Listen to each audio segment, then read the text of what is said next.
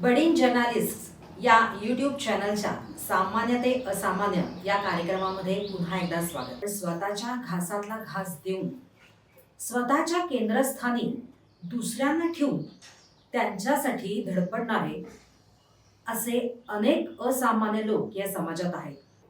आजच्या या कार्यक्रमामध्ये आपण अशाच एका असामान्य व्यक्तीशी गप्पा मारणार आहोत. आसरा अनाथांचा हक्काचा निवारा म्हणजेच हेल्पिंग हँड्स या संस्थेच्या स्वाती डिमळे मॅडम.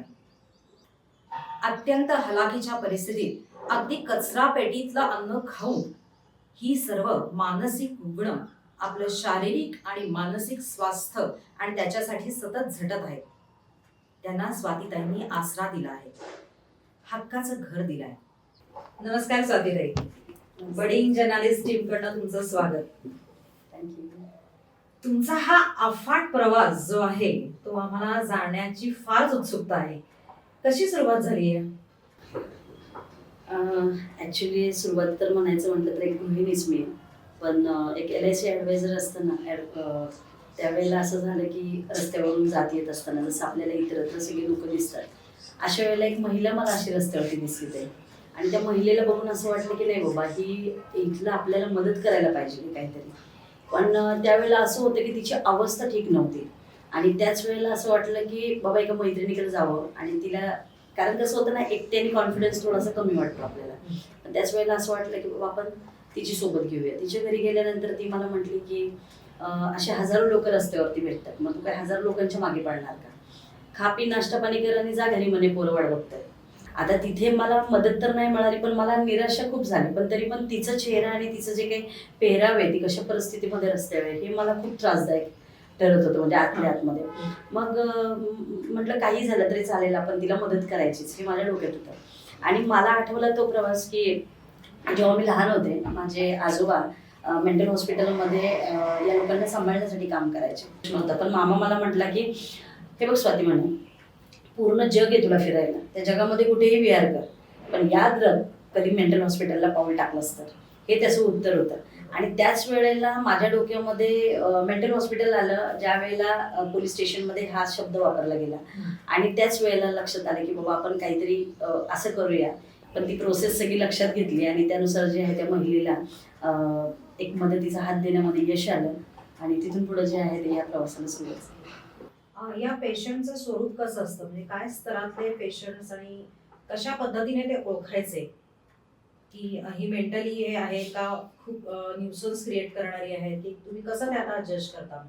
थोडक्यात जर सांगायचं म्हटलं तर हळूहळू मला काही वासही यायला लागली, की जेणेकरून मी थोडंसं असा स्मेल मला आला की मी आजूबाजूला बघितलं तर मला असे लोक दिसायला लागले. म्हणजे गँग्रीन झालेले जे पेशंट असतात तेही कुठेतरी रस्त्याच्या कडेला म्हणा किंवा पुलाखाली म्हणा किंवा एकदम खराब ठिकाणी, की ज्या ठिकाणी सामान्य म्हणजे साधा माणूस तिकडे जाऊन फक्त घरातली पिशवी आणून नुसतंच कचरा टाकतोय, त्या ठिकाणी का तर त्या ठिकाणी त्याला कोणी डिस्टर्ब करणार नाहीये असं त्याला वाटतं, म्हणून तो त्या ठिकाणी राहतो. आणि त्या ठिकाणीच असे लोक सापडतात.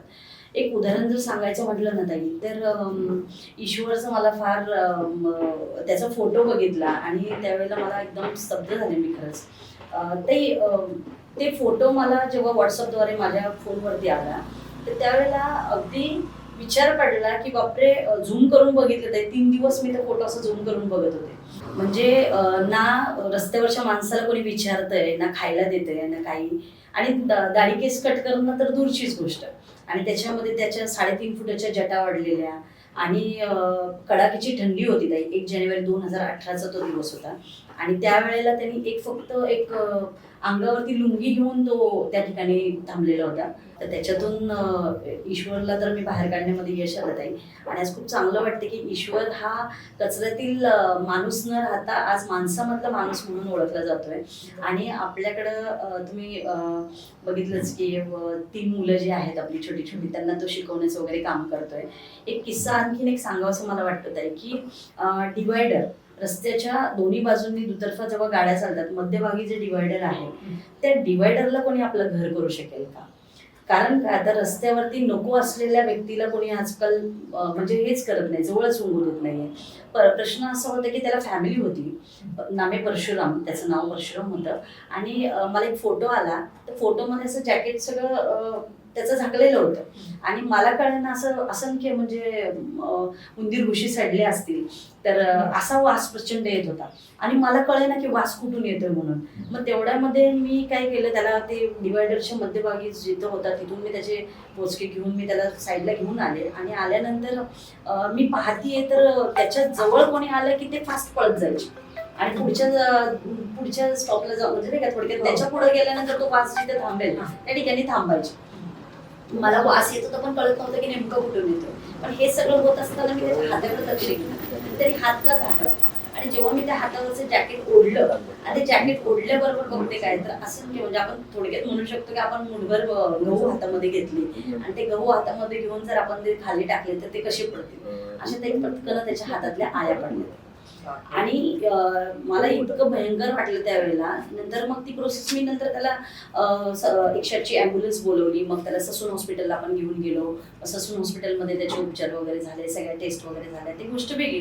त्यानंतर म्हणजे मला एक म्हणायचं की ते सगळं सांगत असताना मला एक वाटतं की ताई हा माणूस आहे हो, आणि ह्याला माणसासारखं जगण्याचा अधिकार आहे, आणि त्याला माणूस देतोय का. आज त्याला एक फॅमिली आहे. मला असं वाटतं की ते 3.5 वर्ष तो रस्त्यावरती होता. तेच जर त्याच्या घरच्या मुलांनी किंवा त्याच्या वाईफनी त्याला जर दवाखान्यात दाखवलं असतं तर नक्कीच तो आज 3.5 वर्ष त्यांनी मरण यातना त्यांनी सोसल्या नसत्या. म्हणजे आपण गेस पण करू शकत नाही अशा परिस्थितीमध्ये लोक जे आहेत ते आज जगतायत ताई. आणि फार भयानक. मी ज्या वेळेला असे कोणी रस्त्यावरती लोक दिसतात तर त्यावेळेला मी माझ्या स्वतःला गेस करते की जर माझी अवस्था अशी असते तर मी काय केलं असतं, जर अशा कचऱ्याच्या ढिगामध्ये राहिले असते तर मी काय केलं असतं. कारण की ते भयानक परिस्थिती की घरापासून आपण 10 मिनिटाच्या अंतरावरती राहिलोय आणि ट्रॅफिकमध्ये फसलोय. टॉयलेटला जायचं असतं, बाथरूमला जायचं असतं, तुम्हाला खाणं पिणं असतं, झोप लागलेली असती, फ्रेश व्हायचं असतं. तर इतकी भयानक परिस्थिती की लोक रस्त्यावरती आज 10 मिनिटं नाही हो, 10 वर्ष, 20 वर्ष, 36 वर्ष एक बाबा रस्त्यावरती राहत होते आणि त्यांना आपल्याला आधार देण्यात यश आलं. त्याच्यासाठी मी खूप समाधानी मानते. पण मला असं वाटतं की ही लोक रस्त्यावरती यायलाच का पाहिजे. कारण परमेश्वराने पृथ्वी निर्माण केली आणि त्या पृथ्वीवरती प्रत्येक सजीवाला जन्माला घातलं आणि त्या सजीवाला जगण्याचा अधिकार दिलेला आहे. तर आज माणूस इतका का स्वार्थी झालाय की त्याला सगळं स्वार्थ फक्त स्वतःसाठीच. अरे तुम्ही स्वतः गेस करा ना. आणि मला असं वाटतं ताई की फक्त या जगामध्ये आपल्याला परमेश्वराने जन्माला घातलंय, पण तुम्ही हे विसरू नका की त्याला तोंड दाखवायला पुन्हा जायचं. आता ही सगळी मॅक्सिमम माणसं ही शारीरिक किंवा मानसिक विकलांगच झालेली असतात थोडक्यात. आणि तुम्हाला त्यांच्या जवळपर्यंत जाताना अशी भीती नाही का वाटली? कारण तुम्ही जसं म्हणलात की ती कधी कधी अटॅक पण करतात. एखाद्या पेशंटला मी जेव्हा बघते तेव्हा मी विचार करते की माझी जर परिस्थिती तशी असती तर काय झालं असतं. ते अशा अवस्थेमध्ये जेव्हा एक महिला किंवा एक जेंट्स किंवा कोणी पण मिडी पीपल तो दिसल्यानंतर मला असं वाटतं की नाही बाबा याला त्या कष्टातून त्या टेन्शन मधून बाहेर काढायचं.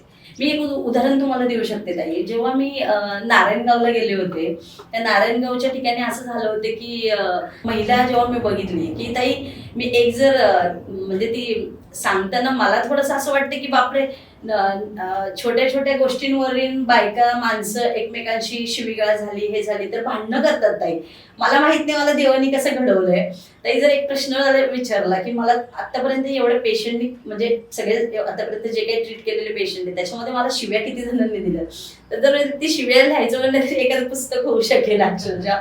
इतके तळागाळात खराब ते शिव्या पण मी ऐकले. पण ठीक आहे ना, मला असं मी हे विचारात घेते की ते शिव्या नाहीये, त्या माणसाला तो आजार आहे, तो त्या त्रासात आहे.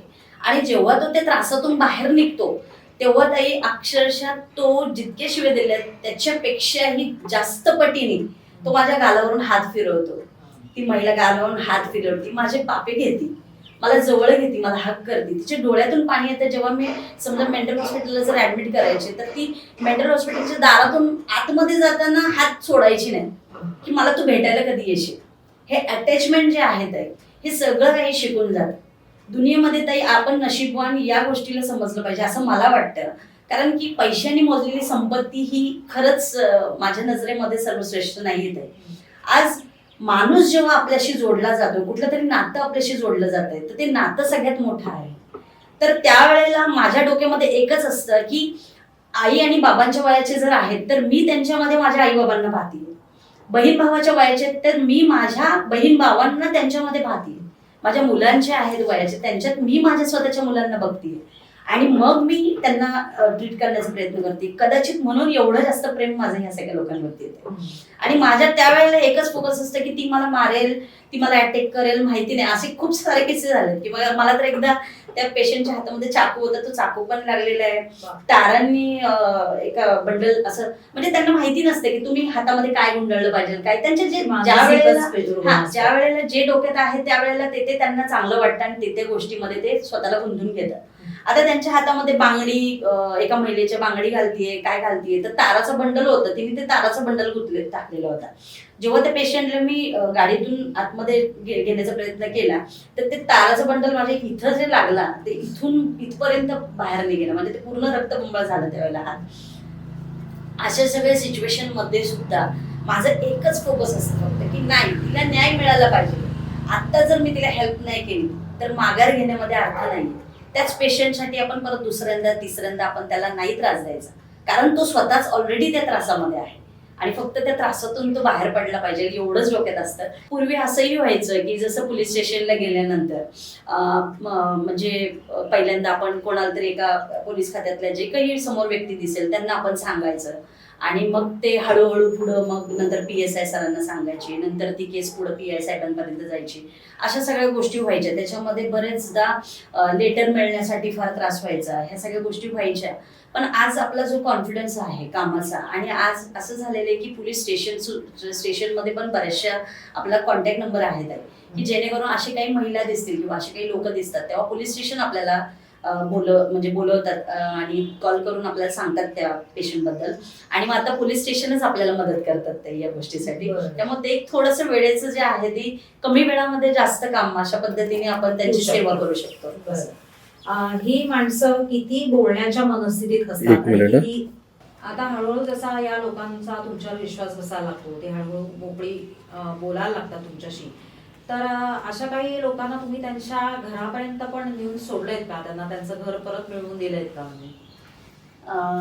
खूप छान वाटतं ताई की जेव्हा आपण एखाद्या व्यक्तीला पाहतोय आणि त्याला मदत करतोय आणि त्याला मदत करतोय म्हणजे ते अटॅचमेंट होतच माझं की ती माझी बहीण आहे किंवा आई आहे आणि असं सगळं.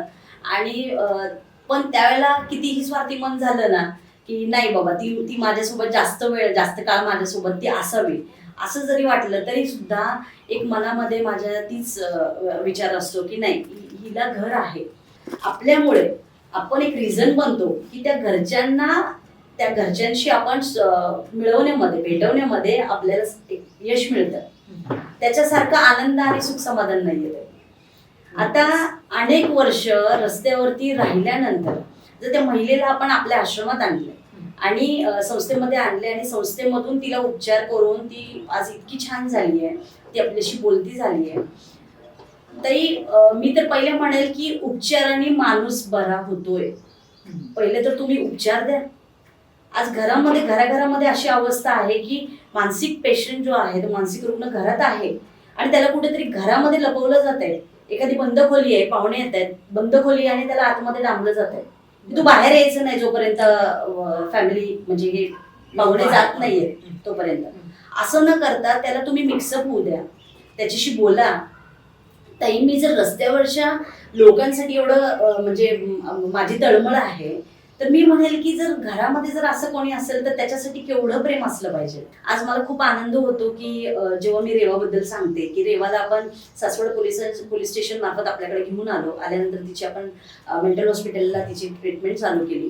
ट्रीटमेंट नंतर साधारणतः 8-9 महिन्यानंतर जी आहे ती बोलायला लागली थोडीशी अशी. आणि मग मी तिला विचारलं, आता एकतर तिचा भाषेचा प्रॉब्लेम होता पण तरी देखील मी आज अशी परिस्थिती झाली की ती माझी भाषा शिकायला लागली. म्हणजे मी तिला काहीतरी असं खुनून बोलायची आणि ती माझ्याशी बोलायची असं. मग तिने मला सांगितलं वेस्ट बेंगॉलचा पत्ता. मग आता वेस्ट बेंगॉल पर्यंत मी एवढं लांब जाऊ नाही शकत आहे. तर मग ते कशा पद्धतीने, तर मग मी काय केलं, तिकडच्या जजरेलला कॉल केला. जजरेलकडून तिकडच्या पोलीस स्टेशनचा जो आहे तो मी संपर्क क्रमांक घेतला. तिथून मग मी त्यांच्याशी फॉलोअप करून इकडची माहिती तिला कळवलं. मग त्या मुलाने तिने तिच्या मुलाबद्दल जे जे मला सांगितलं ते मी तिथं माहिती सांगितली. आणि मग त्याच्यातून तो मुलगा जेव्हा मला कॉल करतोय 1 वर्षानंतर, म्हणजे 1 वर्ष पूर्ण झाल्यावर तो मुलगा जो आहे तो मला ते सापडला. 2.5 महिने आपण पूर्ण फॉलोअप घेत होतो तिच्यासाठी. आणि तो मुलगा मला कॉल करतो की क्या मेरी माँ आपके पास है. आणि त्याला जेव्हा मी सांगितलं की ती आपल्याकडे आहे, तू ये, मग त्याचं तिकीट वगैरे सुद्धा, कारण गरीब परिस्थिती होती त्याच्या घरची, मग ते सगळं हे केलं. आपल्याकडे तो आला. आणि आल्यानंतर जेव्हा तो आईला भेटला आणि आईला भेटल्यानंतर तो इतका खुश झाला आणि तो रडत रडत मला म्हणला की मेरी माँ आपने मुझे 4 साल के बाद वापस दी. 4 साल के बाद. ताई प्रश्न असा आहे की आपण तिला 1च वर्ष सांभाळलं, 3 वर्ष ती कुठे होती अजून? ती रस्त्यावरती होती, कचऱ्याच्या ढिगाऱ्यातलं खात असेल. ती एक महिला असून ती सुरक्षित नव्हती. तिने कशा पद्धतीने तिचे ते दिवस सगळे रस्त्यावरती काढले असतील आपण विचारही करू शकत नाही. पण तो आनंद की बाबा 4 वर्षानंतर आपण त्याची आई त्याला वापस परत देऊ शकलो, ते जे आत्मिक, कारण की आपण गेस करू शकणार नाही की आपलं लेकरू किंवा आपली आई जी आहे ते आपल्या पासून दूर झालेले आहे. एक उदाहरण अजून एक सांगायचं म्हटलं तर ताई, जेव्हा मेंटल हॉस्पिटलला आपण जेव्हा आपला आश्रम, आपली संस्था नव्हती, तेव्हा आपण पेशंट तिकडेच ऍडमिट करायचो. तर तिथं जो मुलाला आपण ऍडमिट केलेलं होतं, तर त्याचं नंतर 1-3 महिन्यानंतर आपण सगळं हे काढली, माहिती काढली. त्या माहितीमधून त्याची बहिणीचा तपास लागला ताई. मावशी आणि मावशीचा मुलगा आला आणि ती बहीण जी आहे ना ती नुसतीच रडत होती कंटिन्यू. मग मला कळलं की ही नुसतीच का रडते. आता ठीक आहे की बहीण भावाची भेट झाली त्यामुळे थोडेसे अश्रू आहे, पण ती कंटिन्यू अशी हुमसून रडत होती. ती म्हटली की ताई आई बाबा तर आम्हाला सोडून केव्हाच गेले, ठीक आहे, एकुलता एक हा माझा भाऊ, माहिती आहे का ताई माझं उद्या लग्न आहे आणि त्या लग्नामध्ये माझे आई वडील नाहीत पण माझा भाऊ असावा ही माझी इच्छा होती. आणि तीच इच्छा आज पूर्ण झाली की माझा भाऊ माझ्यासोबत उद्या माझं लग्नामध्ये असणार आहे. आणि ती जी काही आनंद आहे ना ताई, म्हणजे अक्षरशः हा आनंद नुसता बोलताना सुद्धा माझी पूर्ण ती सिच्युएशन समोर येते. आणि किती खुश माणूस होऊ शकतो ताई आपल्या एका प्रयत्नाने. ही ब्लेसिंग तर खूपच मोठी आणि महत्वाची आहे. आयुष्याची पुंजी आहे ती, खरं सांगायचं तर. तुमची जी संस्था सुरू करायची कल्पना तुमच्या डोक्यात कशी काय आली? परमेश्वरला सगळ्या गोष्टीची काळजी आहे ताई. आणि परमेश्वर हे सगळं सगळ्यांच्या हातून घडून घेतो हे सगळं कार्य. एक महिला आजी, म्हणजे 82-83 वय असेल आजीचं, आणि ती आजी बघत मला फोटो आणि व्हिडिओ मला फोनवरती येत होते सारखे की आजीला तुम्हाला मदत करा ना प्लीज. तर त्यावेळेला जे काही कोर्टामार्फत प्रोसेस व्हायच्या, इतर काही संस्थांमध्ये, आश्रमांमध्ये लोकांना ऍडमिट केलं जायचं पोलिसांच्या लेटर थ्रू, हे सगळं टोटल बंद झालेलं होतं.